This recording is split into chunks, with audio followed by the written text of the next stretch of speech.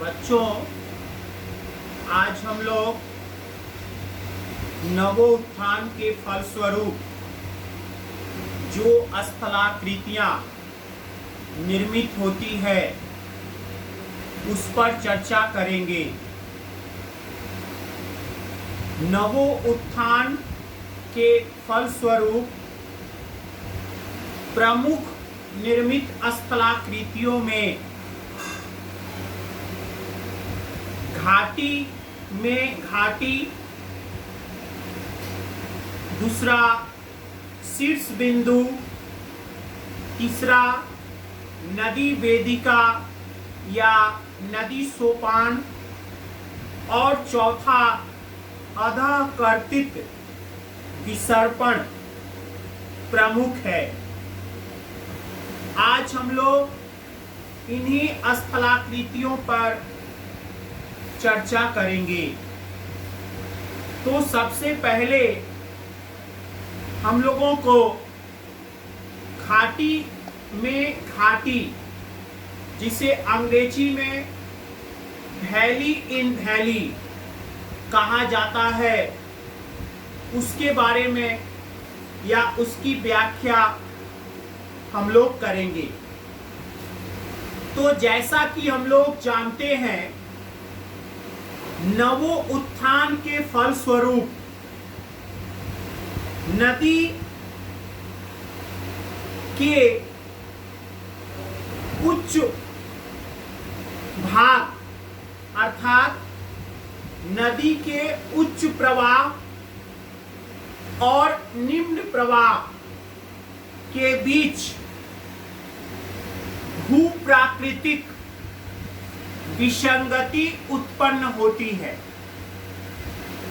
और साधारणतः हम लोग यह देखते हैं कि नदी का जो ऊपरी भाग है अर्थात नदी अपवाह क्षेत्र का जो ऊपरी भाग है, वहां नदी या वहां स्थलाकृतियां अपने प्रौढ़ा या वृद्धावस्था में रहती है। वहीं दूसरी ओर निम्न प्रवाह या निचले भाग में नदी निम्न कटाव का कार्य नए सिरे से करती है, जिसके फलस्वरूप गहरी और संकरी घाटी का निर्माण होता है। तो इस प्रकार अपवाह क्षेत्र के ऊपरी भाग में निर्मित घाटी, उसका विस्तार अधिक होता है और वहां भूमि का ढाल मंद होता है। परंतु उसी अपवाह क्षेत्र में जो निम्न भाग है, वहां नव निर्मित घाटी की गहराई अधिक होती है और वहां भूमि का ढाल अधिक होता है। तो इस तरह से इन दो घाटियों के मिलन स्थल पर भूमि के ढाल में बदलाव दिखाई देता है, जिसे हम लोग अंग्रेजी में ब्रेक ऑफ स्लोप के नाम से जानते हैं। तो इस प्रकार निम्न भाग में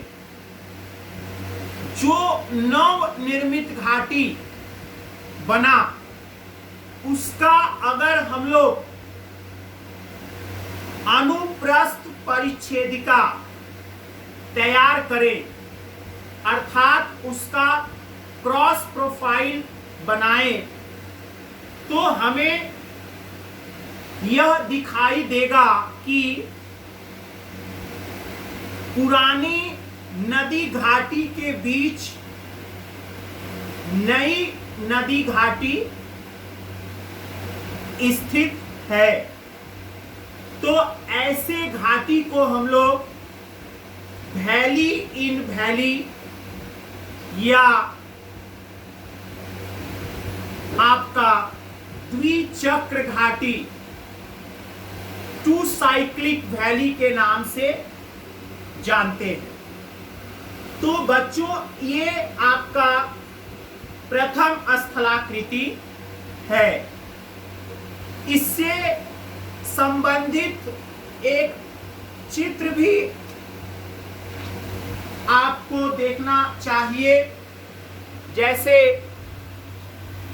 यहाँ जो चित्र हमने दिख रहा है आपको, यहाँ ये दोनों किनारों पर ये पूर्व निर्मित घाटी है और इसी पूर्व निर्मित घाटी में नदी नवो उत्थान के फलस्वरूप एक गहरी और संकरी घाटी का निर्माण की है और इसे हम लोग नवीन घाटी कह रहे हैं। तो ये डायग्राम जो है बच्चों, ये वैली इन वैली का है, इसे बनाना आवश्यक है। इसके बाद बच्चों, दूसरी जो स्थलाकृति है उसे हम लोग शीर्ष बिंदु के नाम से जानते हैं। शीर्ष बिंदु क्या है? जैसा कि हम लोग जानते हैं कि नवो उत्थान के फलस्वरूप नदी की लंबाई के बराबर वह स्थल या वह बिंदु जहां पर अपवाह क्षेत्र के ऊपरी भाग में निर्मित घाटी का मंद ढाल और निम्न भाग में निर्मित नदी घाटी का खड़ा ढाल आपस में मिलता है, उस स्थल या बिंदु को हम लोग शीर्ष बिंदु के नाम से जानते हैं। ऐसे भाग पर साधारणतः जलप्रपात नामक स्थलाकृति निर्मित होती है। तो ये आपका बच्चों शीर्ष बिंदु के बारे में था। उससे भी संबंधित एक चित्र हमने बनाया है जिसमें आप देख सकते हैं कि यहाँ से यहाँ तक का जो हिस्सा है और यहाँ से यहाँ दो भाग में है। यहाँ भूमि के ढाल में अचानक परिवर्तन दिख रहा है और यहाँ ये पूर्व निर्मित घाटी है और ये एक नई घाटी है। तो जहाँ पर ये मंद ढाल वाला अंश खड़े ढाल वाले अंश के साथ आपस में मिलता है, उसे हम लोग शीर्ष बिंदु के नाम से जानते हैं। तो इस तरह से यह हिस्सा जो है, जो नई घाटी है, उस वहाँ नया समुद्र पृष्ठ हुआ और जो पुराना भाग है उसको हम लोग पुराने समुद्र पृष्ठ के नाम से जानेंगे। तो ये शीर्ष बिंदु बच्चों, ये भाग जो है यहाँ भूमि के ढाल में अचानक बदलाव दिखता है और इसीलिए इस भाग में साधारणतः जलप्रपात नामक स्थलाकृति निर्मित होती है। तो ये आपका बच्चों शीर्ष बिंदु से संबंधित चित्र था। तीसरा जो स्थलाकृति हम लोग अध्ययन करेंगे वो है आपका नदी वेदिका, या जिसे हम लोग नदी सोपान भी कहते हैं। नदी सोपान क्या है? जैसा कि हम लोग जानते हैं कि नदी के दोनों किनारों पर प्रायः एक या उससे अधिक सोपान दिखाई देते हैं या पाए जाते हैं। तो नवोत्थान के फलस्वरूप जब निम्न कटाव की मात्रा बढ़ जाती है तो पूर्व निर्मित नदी घाटी का छोड़ा हुआ बाढ़ का मैदान जो है वो आपका नदी के दोनों किनारों पर सोपान या वेदिका के रूप में पाए जाते हैं। तो इसे हम लोग नदी वेदिका कहते हैं। बच्चों, नदी वेदिका की एक प्रमुख विशेषता ये है कि आपका नदी वेदिका के दोनों किनारों पर जो सोपान पाए जाते हैं, अर्थात नदी के दोनों किनारों पर जो सोपान पाए जाते हैं, अगर उन सोपानों की ऊंचाई बराबर है या एक समान है तो उसे हम लोग पेयर्ड टेरासेस कहते हैं। और अगर उन सोपानों की ऊंचाई असमान है तो उन्हें हम लोग अनपेयर्ड टेरासेस के नाम से जानते हैं। तो इस तरह से नदी सोपान या नदी वेदिका निर्मित होता है। जैसा कि आपको इस चित्र में दिख रहा है, यहाँ नदी प्रवाहित हो रही है और इसके साथ साथ ये 1 2 3 जैसा कि हमने लिखा है, ये 1 नंबर सोपान, ये 1 नंबर, अर्थात नदी मध्य से प्रवाहित हो रही है और इसके दोनों किनारों पर 3 सोपान बने हुए हैं। इधर भी, इस किनारे पर भी और इस किनारे पर भी 3 सोपान निर्मित हुए हैं। तो अगर इन सोपानों की ऊंचाई एक समान हुई तो उसे हम लोग पेयर्ड टेरासेस कहेंगे, और अगर इन सोपानों की ऊंचाई एक समान नहीं हुई तो उन्हें हम लोग अनपेयर्ड टेरासेस के नाम से जानेंगे। तो ये आपका रिवर टेरासेस या नदी सोपान या वेदिका की उसका डायग्राम था।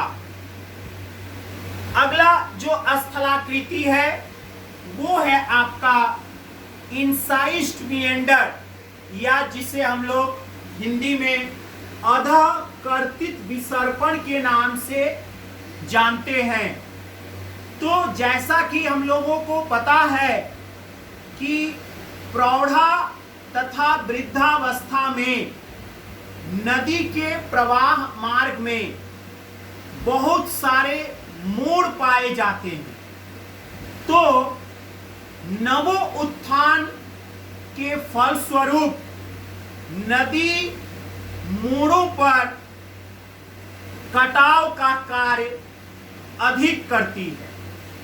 तो इसके फलस्वरूप जिस तरह निम्न कटाव का कार्य अधिक होता है, उसी तरह पार्श्व कटाव के फलस्वरूप भी नदी अन्यत्र विस्थापित भी होती है। तो इस तरह इन मोड़ों की गहराई कटाव के कारण बढ़ती जाती है और ऐसे ही मोड़ों को हम लोग अधःकर्तित विसर्पण के नाम से जानते हैं। तो बच्चों, ये अधःकर्तित विसर्पण 2 प्रकार के होते हैं। पहला, जिसको हम लोग कह सकते हैं सम ढाल वाले अधःकर्तित विसर्पण, और दूसरा विषम ढाल वाले अधःकर्तित विसर्पण। तो सम ढाल वाले अधःकर्तित विसर्पण कब निर्मित होता है? जब निम्न कटाव पार्श्व कटाव से अधिक होता है, तो मोड़ों की गहराई अधिक हो जाती है और उन मोड़ों के दोनों किनारों की भूमि का ढाल एक समान होता है, वे प्राचीर की भांति पाए जाते हैं, तो उन्हें हम लोग सम ढाल वाले अधःकर्तित विसर्पण कहते हैं। और दूसरा विषम ढाल वाले अधःकर्तित विसर्पण यहाँ निम्न कटाव के अपेक्षा पार्श्व कटाव अधिक होता है और इसके फलस्वरूप नदी अन्यत्र विस्थापित होती है, जिसके द्वारा नदी के एक ओर के भूमि का ढाल और दूसरे ओर के भूमि का ढाल अर्थात मोड़ के दोनों ओर के भूमि के ढाल में अंतर उत्पन्न होता है। तब ऐसे विषम ढाल वाले अधःकर्तित विसर्पण निर्मित होता है। तो बच्चों, ये आपका इंसाइज्ड मेंडर या अधःकर्तित विसर्पण था। तो ये चार, इसका भी डायग्राम्स आपके साथ में है। जैसे ये आपका जो डायग्राम्स है, ये आपका कह सकते हैं ये सम ढाल वाले अधःकर्तित विसर्पण है, जिसको अंग्रेजी में हम लोग इंट्रेंच्ड मिएंडर के नाम से जानते हैं। और ये आपका जो है वो विषम ढाल वाले अधःकर्तित विसर्पण है, जिसको हम लोग आपका विषम ढाल वाले अधःकर्तित विसर्पण है, जहां आप देख रहे हैं कि नदी मोड़ के दोनों किनारों के भूमि का ढाल जो है वो असमान है। इसे अंग्रेजी में हम लोग इनग्रोन मिएंडर के नाम से भी जानते हैं। तो ये बच्चों, ये चार डायग्राम्स आपको हमने बताया और उसके माध्यम से नवोत्थान के फलस्वरूप जो मुख्य स्थलाकृतियां निर्मित होती है उसके बारे में हम लोग चर्चा किए। और ये इस तरह से बच्चों, ये चैप्टर 2 जो था, 2 पार्ट जो था भूगोल का, वो आज समाप्त हो गया। अगले दिन से हम लोग तीसरे पाठ पर चर्चा करेंगे। धन्यवाद।